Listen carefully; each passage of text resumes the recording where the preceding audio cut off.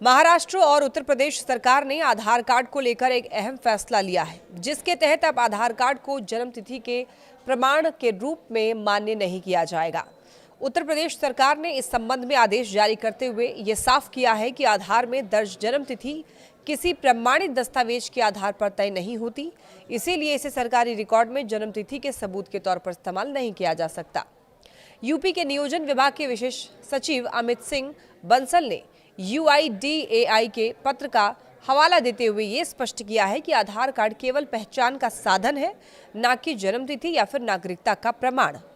सरकार ने ये सख्त निर्देश दिए हैं कि किसी भी सरकारी काम जैसे कि नौकरी की नियुक्ति, प्रमोशन, सर्विस बुक में सुधार या फिर अन्य संवेदनशील दस्तावेजों में आधार को जन्मतिथि के प्रमाण के रूप में स्वीकार नहीं किया जाए।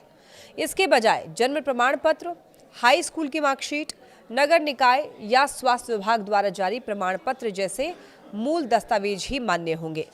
उधर महाराष्ट्र सरकार ने भी आधार को लेकर कड़ा रुख अपनाया है, जहां राज्य के राजस्व मंत्री चंद्रशेखर बावनकुले ने सिर्फ आधार कार्ड के आधार पर जारी किए गए जन्म और मृत्यु प्रमाण पत्रों को रद्द करने का आदेश दिया है।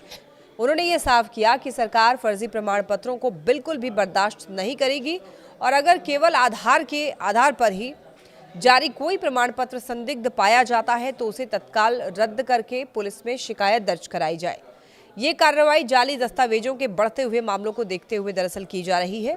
साथ ही ये भी कहा गया है कि 11 अगस्त 2023 के बाद नायब तहसीलदारों द्वारा जारी ऐसे सभी प्रमाण पत्र जो सिर्फ आधार के आधार पर बने हैं उन्हें भी रद्द किया जाएगा, क्योंकि केंद्रीय दिशा निर्देशों के तहत आधार को न तो जन्मतिथि का और न ही जन्मस्थान का आधिकारिक प्रमाण माना जाता है। यानी कि साफ शब्दों में अब आधार कार्ड सिर्फ पहचान का दस्तावेज रहेगा, जन्म से जुड़े हुए किसी भी कानूनी काम के लिए ये